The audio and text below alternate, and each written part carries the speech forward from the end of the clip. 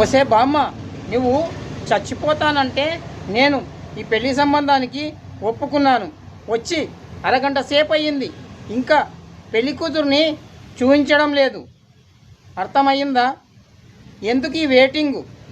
సుబ్బారావు గారు, ఏంటి మీ అమ్మాయిని ఇప్పటికైనా చూపిస్తారా లేదా? ఏదో ఒకటి చెప్పండి. మళ్ళీ మరో సంబంధం చూడడానికి వెళ్ళాలి, మరి టైం అవుతుంది. ఏంటి, ₹1,00,00,000 కట్నం ఇస్తారా? అయితే మీ అమ్మాయినే నేను ఖాయం చేస్తాను.